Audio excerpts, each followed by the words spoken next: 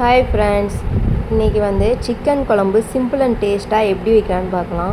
நான் சொல்கிற மெத்தடில் நீங்கள் ட்ரை பண்ணி பாருங்கள். குழம்பு அவ்வளோ டேஸ்ட்டாக இருக்கும். திரும்ப திரும்ப நீங்களே செய்வீங்க. 20-25 கிட்ட சின்ன வெங்காயத்தை உரித்து ஆட் பண்ணிக்கோங்க. அதுக்கப்புறம் 1 ஸ்பூன் சோம்பு,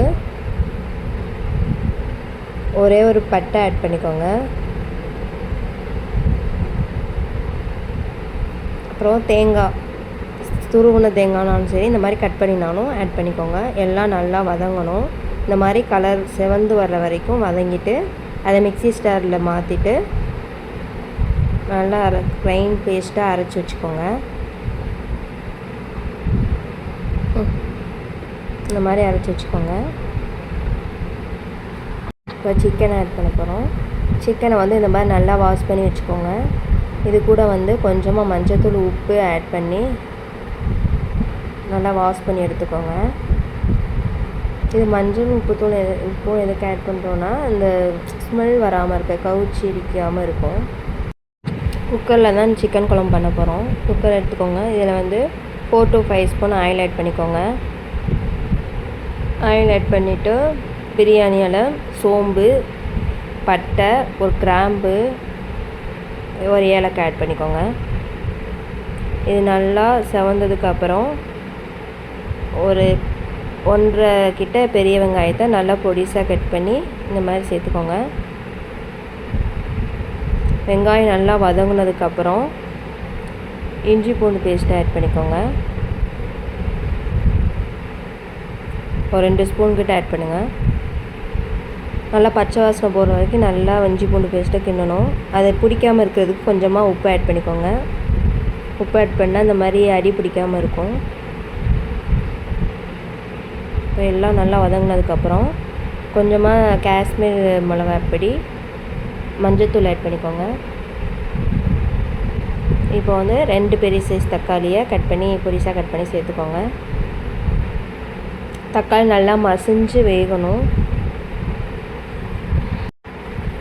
நல்லா மசிஞ்சு வந்ததுக்கப்புறம் ஒரு பச்சை மிளகாய் ஆட் பண்ணிக்கோங்க. எல்லாமே நல்லா வெந்து இந்த ஸ்டேஜில் வந்து எண்ணெய் பிரிஞ்சு வரும். இப்போ வந்து நம்ம சிக்கனை ஆட் பண்ணிக்கலாம். சிக்கனை வாஷ் பண்ணி ஆட் பண்ணிக்கோங்க. சிக்கன் நல்லா பாதி வேகணும். பாதி வெந்ததுக்கப்புறம் நம்ம அந்த அரைச்சி வச்ச வெங்காயம் அதெல்லாம் அரைச்சோம்னா அந்த வதக்கி அந்த பேஸ்ட்டை வந்து ஆட் பண்ணிக்கணும். இது நல்லா மசாலாலாம் சிக்கனில் இறங்குற வரைக்கும் நல்லா கிண்டணும்.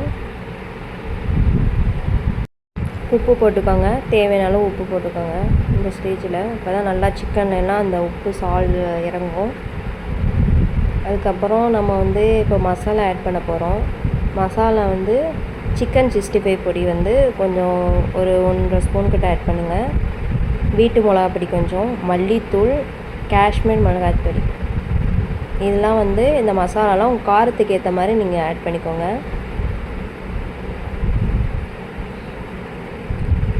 நல்லா இந்த மாதிரி நல்லா கிளறி விட்டுட்டு இப்போயே நீங்கள் வந்து குழம்பு எப்படி கிரேவி மாதிரி வேணுமா இல்லை குழம்பு மாதிரி வேணுமான்னு நீங்கள் பார்த்துக்கோங்க. எனக்கு வந்து குழம்பு தான் தேவை. அதனால் நான் வந்து என்ன பண்ணுறேன், தண்ணி கொஞ்சம் கூட ஆட் பண்ணிக்கிறேன். உங்களுக்கு கிரேவி மாதிரி வேணும்னா தண்ணி வந்து கம்மியாக ஆட் பண்ணிக்கோங்க. எனக்கு குழம்பு வேணால் தண்ணி எனக்கு எவ்வளோ குழம்பு தேவையோ அந்தளவுக்கு நான் தண்ணி ஆட் பண்ணிக்கிட்டேன். எனக்கு இன்னும் கொஞ்சம் கலர்ஃபுல்லாக வேணும். அதுக்காக இன்னும் கொஞ்சம் காஷ்மீர் மிளகாய் பொடி வந்து ஆட் பண்ணிக்கிறேன். உப்பு, காரம் எல்லாமே இந்த ஸ்டேஜ்லேயே செக் பண்ணிவிட்டு குக்கர் மூடி போட்டு மூடிடுங்க. குக்கர் போட்டு வந்து 3 விசில் விட்டு இறக்குங்க.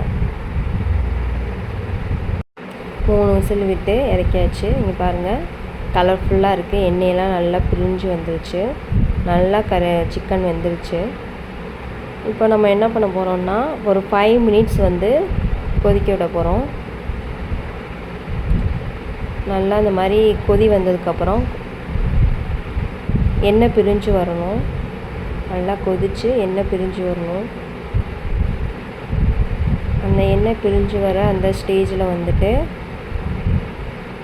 நம்ம கொத்தமல்லி தழை ஆட் பண்ண போகிறோம். நல்லா கொதிச்சிச்சு. கொத்தமல்லி இலையை வந்து அப்படியே தூவி விடுங்க. கொத்தமல்லி இலையை தூவி விட்டதுக்கப்புறம் ரொம்ப நேரம் கொதிக்கக்கூடாது, போட்டோடனே இறக்கிடுங்க. ஸ்டவ் ஆஃப் பண்ணிவிட்டு அவ்வளோதான், டேஸ்ட்டான சிக்கன் குழம்பு ரெடி.